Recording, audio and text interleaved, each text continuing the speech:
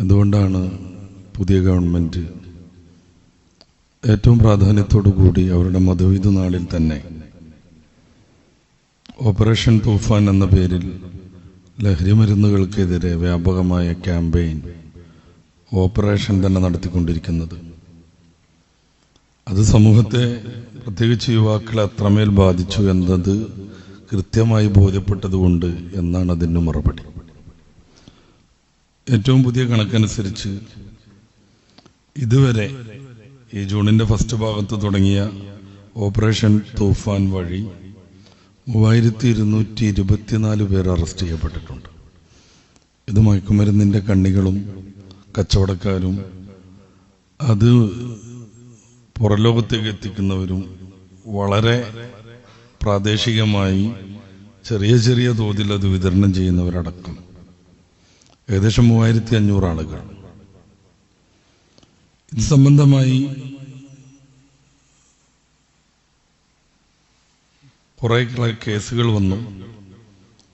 കുറേയേറെ മയക്കുമരുന്നുകൾ പിടിക്കപ്പെട്ടു. അതിൻ്റെയും ചില കണക്കുകളൊക്കെ ഉണ്ട്. 315 കിലോഗ്രാം കഞ്ചാവ് ഈ ഒരു ഓപ്പറേഷൻ തൂഫാനിൻ്റെ വകയായി പിടിക്കപ്പെട്ടിട്ടുണ്ട്. പിന്നെ 1600 കിലോഗ്രാം MDMA. 1600 എന്നൊക്കെ പറയുമ്പോഴേക്ക് കുറച്ചല്ലേ ഉള്ളൂ എന്നൊന്നും ആരും വിചാരിക്കൂല എന്ന് എനിക്കറിയാം. കാരണം 2-3 തരികൾ മാത്രം, അത് പഞ്ചസാരയേക്കാൾ ചെറുത് മതി ഈ സാധനം ഒരു മനുഷ്യന് 24 മണിക്കൂർ ബോധം കെട്ട് കിടക്കാൻ. അങ്ങനെയുള്ളത് 1600 ഗ്രാം എന്ന് പറഞ്ഞാൽ വലിയൊരു കണക്കാണ്. ഇതിന് പുറമെ മറ്റുള്ള ഹഷീഷ് ഓയിൽ, ഹെറോയിൻ, നിരോധിത പുകയില ഉൽപ്പന്നങ്ങൾ, ഇങ്ങനെ തുടങ്ങി കുറേ കാര്യങ്ങൾ ഈ സീസണിൽ പോലീസ് പിടിച്ചെടുത്തിട്ടുണ്ട്. വിരോധാഭാസം എന്ന രീതിയിൽ നമുക്ക് വേണമെങ്കിൽ മനസ്സിലാക്കാം. ഒരു വശത്ത് ലഹരിക്കെതിരെയുള്ള പ്രവർത്തനം ഓപ്പറേഷൻ തൂഫാനായി നടക്കുമ്പോൾ തന്നെ വീര്യം കുറഞ്ഞ മദ്യം കേരളത്തിൽ വ്യാപകമാവാൻ സാഹചര്യം ഒരുക്കുന്നു ഗവൺമെന്റ്. അതിൻ്റെ ടാക്സ് കുറയ്ക്കും എന്നാണ് പുതിയ ബഡ്ജറ്റിൽ പ്രഖ്യാപിച്ചത്. അങ്ങനെ വരുമ്പോൾ വ്യാപകമായി അത് നമ്മുടെ കേരളത്തിൽ ഒഴുകിക്കൊണ്ടിരിക്കും. വീര്യം കുറഞ്ഞ മദ്യം ഈ സംഗതിയിലേക്ക് കടക്കാനുള്ള ഒരു വാതിലാണ്. അത് ഗവൺമെന്റ് പ്രോത്സാഹിപ്പിക്കുകയും നല്ല രീതിയിൽ കേരളത്തിൽ ലഭ്യമാവുകയും ചെയ്യുമ്പോൾ പലരും അതിലേക്ക് ആകർഷിക്കപ്പെടും. പിന്നീട് കുറച്ചുകൂടെ കഴിയുമ്പോൾ വീര്യം കൂട്ടാനുള്ള ശ്രമം തുടങ്ങിക്കൊണ്ടിരിക്കും. അത് മാറ്റാൻ ആർക്കും സാധിക്കില്ല. ഇപ്പോൾ തന്നെ പലപ്പോഴും നമ്മളൊക്കെ വായിക്കുന്നതും കേൾക്കുന്നതുമാണ്. നിലവിലുള്ള ലഹരി വസ്തുക്കളൊന്നും എഫക്റ്റ് ചെയ്യാൻ പറ്റാത്ത വിധം പലരെയും ഈ ലഹരി സ്വാധീനിച്ചിരിക്കുന്നു. അപ്പൊ നിലവിലുള്ള എന്ത് കഴിച്ചാലും അവർക്ക് അതിന്റെ കിറുക്ക് കിട്ടൂല. അതുകൊണ്ട് നാക്കിൽ പാമ്പിനെ കൊണ്ട് കൊത്തിക്കുന്ന കഥ പോലുമുണ്ട്. പണ്ട് ബോംബെയിൽ അത് കണ്ടതിനെ കുറിച്ച് ബാലചന്ദ്രൻ ചുള്ളിക്കാട് എഴുതിയിട്ടുണ്ടായിരുന്നു. ഈ കഴിഞ്ഞ വർഷത്തിലാണെന്ന് തോന്നുന്നു കേരളത്തിൽ കോട്ടയത്തുകാരനാകുന്ന ഒരാളെ പോലീസ് അറസ്റ്റ് ചെയ്തത് അയാൾക്ക് ഈ പരിപാടി ഉണ്ടെന്നും പറഞ്ഞിട്ടായിരുന്നു. അയാളുടെ വാട്സാപ്പ് ഗ്രൂപ്പിൽ 10,000-ഓളം ആളുകളുണ്ട് എന്നും പറഞ്ഞിട്ടായിരുന്നു. അപ്പൊ നിലവിലുള്ള ലഹരി പോരാതെ വരും എന്നത് ഇതിന്റെ ഒരു സ്വഭാവമാണ്. അപ്പൊ വീര്യം കുറഞ്ഞ ലഹരി കേരളത്തിൽ വ്യാപകമായി വിതരണം ചെയ്യാനുള്ള ശ്രമവും ഒരു വശത്ത് ഗവൺമെന്റ് നടത്തിക്കൊണ്ടിരിക്കും. അതാണ് മുമ്പൊരു സമയത്ത് നമ്മൾ ഓപ്പറേഷൻ തൂഫാനെ കുറിച്ച് തന്നെ സംസാരിച്ചപ്പോൾ അതിന്റെ തലത്തിൽ നടക്കുമ്പോൾ തന്നെയും അതല്ലാത്ത രീതിയിലുള്ള മദ്യത്തിനെയും മയക്കുമരുന്നിനെയും എതിരെയും ശക്തമായ പ്രവർത്തനം വേണം കേരളം 2 കാലിൽ നടക്കാനെന്ന് നമ്മൾ സൂചിപ്പിച്ചിരുന്നത്. ഞാൻ വിശദീകരിക്കാൻ ശ്രമിക്കുന്നത്, ഇനിയും കണക്കുകൾ കുറേയുണ്ട്. നമ്മുടെ കേരളത്തിൽ യുവാക്കളും എന്നല്ല യുവതികളും പണ്ട് കാലത്തൊക്കെ പുരുഷന്മാരുമായി ബന്ധപ്പെട്ട ഒരു സംഗതിയായിരുന്നു ഈ മദ്യം മയക്കുമരുന്ന് എന്നൊക്കെ പറഞ്ഞാൽ. ഇപ്പൊ എല്ലാ വിഷയത്തിലും തുല്യത വേണമെന്ന രീതിയിലുള്ള സ്ത്രീകളുടെ മോഹത്തിന്റെയൊക്കെ ഫലമാവാം മദ്യത്തിന്റെയും മയക്കുമരുന്നിന്റെയും വിഷയത്തിൽ സ്ത്രീകൾ വളരെയേറെ പുരോഗതിയിലാണ് ഇപ്പോൾ ഉള്ളത്. നമ്മൾ പലപ്പോഴും കേട്ടിട്ടുണ്ട് ചില അഡിക്ഷൻ സെന്ററിലെ ഡോക്ടർമാരുടെയൊക്കെ പ്രഭാഷണങ്ങൾ. അവർ പറയുന്നത് പുതിയ കാലത്ത് കൂടുതലായി ഇതിലേക്ക് കടന്നു വരുന്ന സ്ത്രീകളും പെൺകുട്ടികളുമാണെന്നാണ്. ക്യാമ്പസുകളും ഹോസ്റ്റലുകളും ഇതിനവർ വ്യാപകമായി ഉപയോഗപ്പെടുത്തുന്നു. തൊഴിലിടങ്ങളും മറ്റും അവർ ഇതിനുവേണ്ടി തിരഞ്ഞെടുക്കുകയും ചെയ്യുന്നു. അപ്പൊ ആണാവട്ടെ പെണ്ണാവട്ടെ യുവത്വം ഉറങ്ങിക്കിടക്കുന്നതും ഏറ്റവും കൂടുതൽ പരാജയത്തിലേക്ക് എത്തുന്നതും ലഹരി വസ്തുക്കളുടെ ഉപയോഗം വഴിയാണ്. ലഹരി വസ്തുക്കളുടെ ഉപയോഗം എന്ന് പറഞ്ഞു കഴിഞ്ഞാൽ അവരത് ഉപയോഗിച്ചു, അവരതുമായിട്ട് ഇങ്ങനെ പോയി എന്നുള്ളത് അടുത്തല്ല അതിന്റെ പ്രശ്നം. സാമ്പത്തികമായി വലിയ പ്രശ്നം വരും. അപ്പൊ സമ്പത്ത് കിട്ടാൻ വേണ്ടിയുള്ള പിടിച്ചുപറിയും തട്ടിപ്പും വെട്ടിപ്പും മോഷണവും ഒക്കെ നടക്കും. അതിനപ്പുറം ശരീരം വിതരണം ചെയ്യാൻ വേണ്ടി ശ്രമം നടത്തും. അത് പെണ്ണിന്റെ പ്രത്യേകത ഒന്നുമല്ല, ആണുങ്ങളും. നമ്മുടെ കേരളത്തിൽ ഇപ്പൊ അത് അങ്ങനത്തെ ഒരു സംവിധാനം കൂടി വരുന്നു എന്നാണ് പറയുന്നത്. വ്യാപകമായി വരുന്നത്ര അങ്ങനത്തെ സംവിധാനങ്ങൾ. പെണ്ണുങ്ങൾക്ക് ആവശ്യമായ കാര്യങ്ങൾ ചെയ്തു കൊടുക്കാൻ പണത്തിന് വേണ്ടി നിലകൊള്ളുന്ന പുരുഷന്മാർ. അപ്പൊ ആണിനും പെണ്ണിനും പണം വേണം ലഹരി ഉപയോഗിക്കാൻ. ഇത്തിരി പൈസ ഒന്നും പോരാ, നന്നായിട്ട് വേണം. അതിനുവേണ്ടി മോഷണം പോലെയുള്ള ചെറിയ തരികിടകളിലൊന്നും ഒതുങ്ങാതെ ശരീരം വിൽപ്പന വിതരണം എന്ന രീതിയിലേക്ക് പോകുന്നു. വേശ്യപ്പണി എന്ന് പറഞ്ഞുകൂടാ, ചിലപ്പോൾ കേസ് വരും. മനോഹരമായിട്ട് ഡെക്കറേഷൻ ചെയ്ത് പറയണം സെക്സ് വർക്ക്. അപ്പൊ മദ്യപാനം മയക്കുമരുന്ന് എന്നുള്ളത് ഒരു ചെറിയ പ്രശ്നത്തിൽ ഒതുങ്ങണതല്ല എന്നാണ്. ആരോഗ്യപരമായ വിഷയങ്ങളെ കുറിച്ച് നമ്മൾ പറയണ്ട, ആത്മഹത്യയെ കുറിച്ച് പറയണ്ട, അതൊക്കെ ഇതിനെ തുടർന്ന് വരുന്ന വലിയ സംഗതിയാണ്. അവന്റെ റസൂലൂര് പറഞ്ഞു, മയക്കുമരുന്ന് ലഹരി എല്ലാ തിന്മയുടെയും മാതാവാണ്. എല്ലാ തിന്മയുടെയും മാതാവ്. നമ്മുടെ കേരള സാഹചര്യത്തിൽ യുവാക്കൾക്ക് ബോധം നശിക്കുകയും ജീവിതത്തെക്കുറിച്ചുള്ള ധാരണയില്ലാതെയാകുകയും എല്ലാ അർത്ഥത്തിലും പരാജയപ്പെടുകയും ചെയ്യുന്നത് വ്യാപിച്ചുകൊണ്ടിരിക്കുമ്പോൾ ഏറ്റവും കൂടുതലായി രക്ഷിതാക്കളും അധ്യാപകരും അല്ലെങ്കിൽ ഭരണകർത്താക്കളും ശ്രദ്ധിക്കേണ്ടതാണ് ലഹരിയുടെ വ്യാപനം.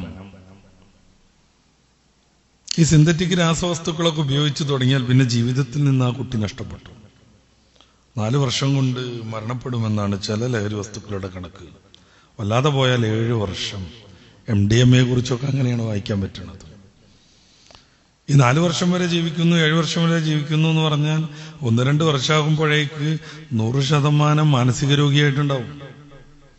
അക്രമവാസന തുടങ്ങും, പിടിച്ചുപറിയുണ്ടാവും, എല്ലാ പ്രശ്നങ്ങളും ഉണ്ടാവും. പിന്നെ എവിടെയാണ് ജീവിതത്തെക്കുറിച്ചും ലക്ഷ്യം നേടുന്നതിനെ കുറിച്ചും ചിന്തിക്കാൻ സമയം? തലച്ചോറ് ഉറങ്ങിക്കിടക്കുകയാണ്. അതുകൊണ്ട് പഠനം താറുമാറാകുന്നു, കുടുംബബന്ധം നശിക്കുന്നു, സാമൂഹികമായ എല്ലാ ഇടപാടുകളിൽ നിന്നും അദ്ദേഹം ഒളിച്ചോടിക്കൊണ്ടിരിക്കുന്നു, ഇങ്ങനെ മൂകരായിട്ടിരിക്കുന്നു. രോഗത്തിന്റെ വ്യാപനം വളരെ പ്രധാനമുള്ള തന്നെയാണ്. ഒരു സിറിഞ്ച് ഉപയോഗിച്ച് പലരും കുത്തിവെക്കുന്നത് വഴി എല്ലാവർക്കും ഒരു രോഗം പകർന്നുകൊണ്ടിരിക്കുന്നു, പ്രത്യേകിച്ച് എയ്ഡ്സ്. ഇതുവരെയും നേരാവണ്ണം ചികിത്സയില്ലാത്ത, മുമ്പങ്ങാണ്ട് നമ്മൾ സൂചിപ്പിച്ചതുപോലെ 10 വർഷം നീണ്ടു നിൽക്കുന്ന ഇഞ്ചിഞ്ചായ മരണം, അതാണ് എയ്ഡ്സ്. എന്തുകൊണ്ട് ഒരു സിറിഞ്ച്? വളരെ വില കൂടിയ സാധനം പല സിറിഞ്ചിലേക്ക് ഉപയോഗപ്പെടുത്തുമ്പോൾ കുറെ നഷ്ടം വരുന്നതാണ് അത് സംബന്ധമായുള്ള ആളുകൾ പറയണത്. പിന്നെന്ത് വേണം? ഒരു സിറിഞ്ചിലെടുക്കുക, എന്നാൽ പിന്നെ കുറച്ച് ഈ ഉപയോഗിക്കുമ്പോഴുള്ള നഷ്ടം വളരെ കുറയും. എന്നിട്ട് അതുകൊണ്ട് 10-20 ആളുകൾ ഗ്യാങ് ചേർന്നിട്ട് കുത്തിവെച്ചുകൊണ്ടിരിക്കുക.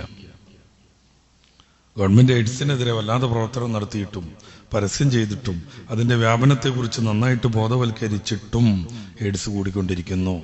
സമീപകാലത്ത് ഏകദേശം 19 വർഷത്തിന്റെ കണക്കെടുത്താൽ ഏറ്റവും കൂടുതൽ എയ്ഡ്സ് റിപ്പോർട്ട് ചെയ്യപ്പെട്ടതാണ് 2025 കൊല്ലം.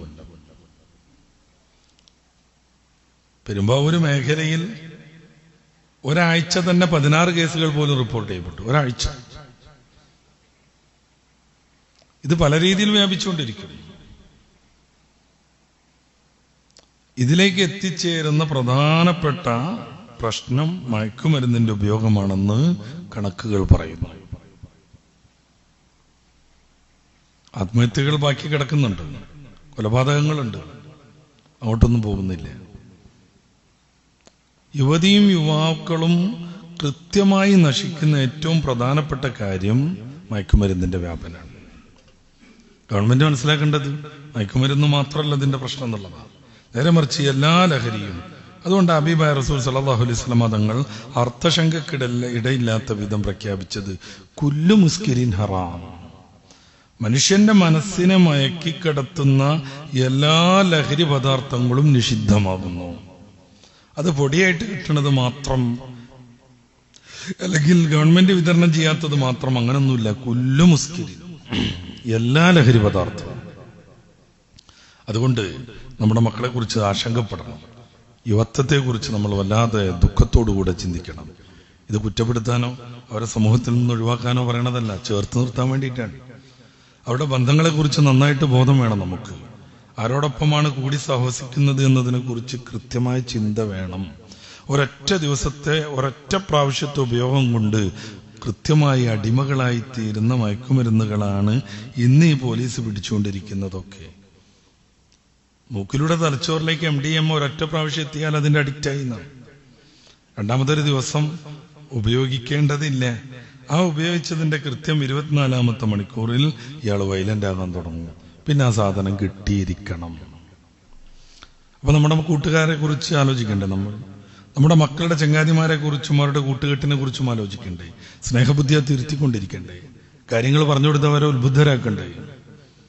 ചില ആളുകളെ കൊണ്ട് 10-15 വയസ്സായി, ഇനി അവനായി അവന്റെ പാടായി. ഇന്നലെ രാത്രി 12 മണിക്ക് ഞാൻ യാത്ര ചെയ്തു വരുന്നുണ്ടായിരുന്നു ഒരു സ്ഥലത്തുനിന്ന്. ഒട്ടുമിക്ക അങ്ങാടികളും സജീവമാണ്. എന്തുകൊണ്ട് സജീവം? കളി നടക്കുന്നു, നടക്കാനിരിക്കുന്നു. നടന്നുകൊണ്ടിരിക്കുന്ന കളി കണ്ടുകൊണ്ടിരിക്കുന്നവർ, പിന്നീട് അടുത്ത കളിക്ക് വേണ്ടി പ്രതീക്ഷ വെച്ചുകൊണ്ടിരിക്കുന്നവർ, അങ്ങോട്ടും ഇങ്ങോട്ടും തല്ലുകൂടുന്നവർ. ഏത് നാടാന്നറിയില്ലേ? അർജന്റീനക്കാരുടെയും ബ്രസീലുകാരുടെയും ഗംഭീരമായ കലാപത്തിന്റെ വീഡിയോ പുറത്തു വന്നു. നമ്മുടെ കേരളത്തിൽ തന്നെ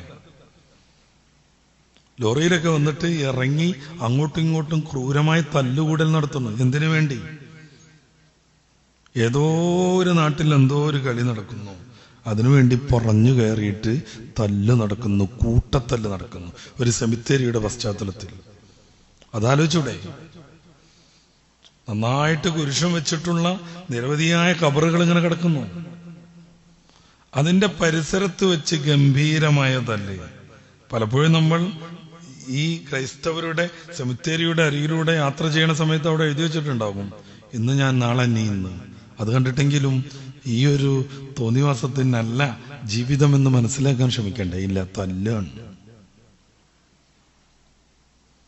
ഇങ്ങനെ നട്ടപ്പാതിരൊക്കെ അങ്ങോട്ടും ഇങ്ങോട്ടും കമ്പനി അടിച്ച് നടക്കുന്ന സമയത്ത് വല്ല വില്ലനായി മയക്കുമരുന്നെത്തും. എല്ലാരും അങ്ങനെയൊന്നുമല്ല പറയണത്. ഇനി ഫുട്ബോൾ ഫാൻസുകാർ മൊത്തം ഇറങ്ങണ്ട, കമന്റുമായിട്ട് വരണ്ട. യുവാക്കൾ എവിടെയൊക്കെ ഒറ്റപ്പെടുന്നോ, ആരുമില്ലാത്തടത്ത് അവർക്ക് സംഗമിക്കാൻ പറ്റുന്നോ, അവിടെ നിരവധിയായ പൈശാചികതകൾ രൂപപ്പെടും. കാരണം അവരുടെ യുവത്വത്തിന്റെ തളപ്പിന്റെ കാലാണ്. അപ്പൊ നമ്മുടെ മക്കൾ എങ്ങോട്ട് പോകണം എന്നുള്ളതിനെ കുറിച്ച് നമ്മൾ വിചാരിക്കണ്ടേ? നമ്മൾ റൂട്ട് നിശ്ചയിച്ചു കൊടുക്കണ്ടേ? ഇതൊന്നും ചെയ്യാതെ അവസാനം കുടുംബത്തിനും നാട്ടിനും ശാപമാകുമ്പോ എങ്ങനെയെങ്കിലും ഒന്ന് അവന് മരിച്ചു കിട്ടിയാൽ മതി എന്ന് ഒരിക്കലും വിചാരിക്കാൻ സാധിക്കാത്ത പിതാവും മാതാവും ആഗ്രഹിക്കുന്ന തലത്തിലേക്ക് മക്കൾ മാറുമ്പോ, എൻ്റെ പ്രിയപ്പെട്ട രക്ഷിതാക്കളെ, അപ്പൊ ഈ മതം പറയുന്നതും ധാർമ്മികതയുടെ വശങ്ങളും നമുക്ക് ഓർമ്മ വരും. അപ്പോഴേക്ക് സമയം കഴിഞ്ഞിട്ടുണ്ടാകും.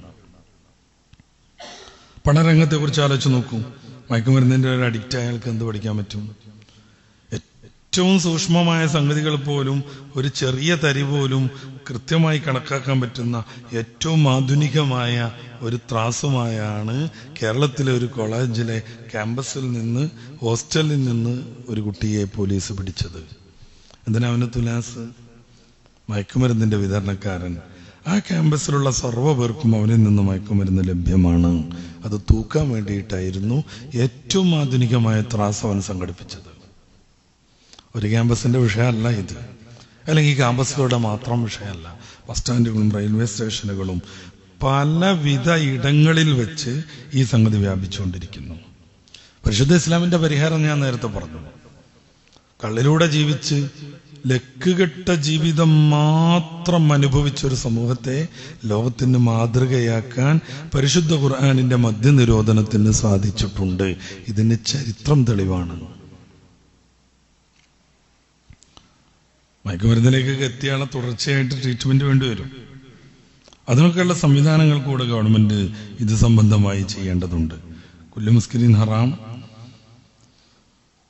റസൂലുള്ളാഹി സ്വല്ലല്ലാഹു അലൈഹി വസല്ലം തങ്ങൾ പറഞ്ഞ ഹദീസ് ഇമാം മുസ്ലിം അവിടുത്തെ സഹീഹിൽ ഉദ്ധരിച്ചിട്ടുണ്ട്. ഈ മയക്കുമരുന്ന് കൊണ്ട് ചെയ്താൻ എന്തൊക്കെയാണ് ആഗ്രഹിക്കുന്നതെന്ന് ഖുർആൻ പറയുന്നുണ്ടല്ലോ. സൂറത്ത് മാഇദയുടെ 90 മുതലുള്ള വാക്യങ്ങൾ. നമ്മളെ തെറ്റിക്കാനും നമ്മളെ ഇബാദത്തിൽ നിന്നും ദൈവിക ചിന്തയിൽ നിന്നും മാറ്റാനുമാണ് പിശാച് ഇതുകൊണ്ട് ഉദ്ദേശിക്കുന്നത്. ഈ അള്ളാഹുവിനെ കുറിച്ചുള്ള ചിന്ത മാറുന്നതോടുകൂടെ ഈ പട്ടത്തിന്റെ കയറ് പൊട്ടിയ പോലെയായി മനുഷ്യൻ. പിന്നെ അതെങ്ങോട്ട് പോകണമെന്നറിയില്ല, എവിടെ പോകുന്നു എന്നറിയില്ല. അതോടുകൂടെ മനുഷ്യന്റെ പുരോഗതി നശിച്ചുകൊണ്ടേയിരിക്കുന്നു. നമ്മൾ ആലോചിച്ച് നോക്ക്, മതത്തിന്റെ ഒരു നിയന്ത്രണമായിട്ട് വേണമെങ്കിൽ പട്ടത്തിന്റെ കയറിനെ നമുക്ക് സങ്കല്പിക്കാം. ഈ നിയന്ത്രണത്തിലൂടെ മനുഷ്യൻ പോകുമ്പോൾ പിന്നെയും പിന്നെയും ഉയരത്തിലേക്ക് പോയിക്കൊണ്ടിരിക്കും. ഈ നിയന്ത്രണത്തിൽ മനുഷ്യൻ വിധേയനായി നിലകൊള്ളുമ്പോൾ അവന് സർവ്വ പുരോഗതിയിലേക്കും എത്തിച്ചേരാൻ പറ്റും. മതത്തിന്റെ ഈ ഒരു നിയന്ത്രണത്തെ കണ്ടിച്ച് ദൈവമില്ലാതെ പ്രവാചകനില്ലാതെ ഞാൻ സ്വതന്ത്രമായി ജീവിക്കുമെന്ന് വിചാരിക്കുന്നിടത്തോടുകൂടെ പരാജയം തുടങ്ങുന്നു. ആ പട്ടത്തിന് പിന്നെ മുകളിലേക്ക് പോകാൻ കഴിയില്ല, എവിടെയോ പോയിട്ട് സമൂലം നശിക്കുന്നു. ഇതാണ് ചെറുപ്പക്കാരുടെ ജീവിതത്തിലും വല്ലാതെ കടന്നു വരുന്നത്.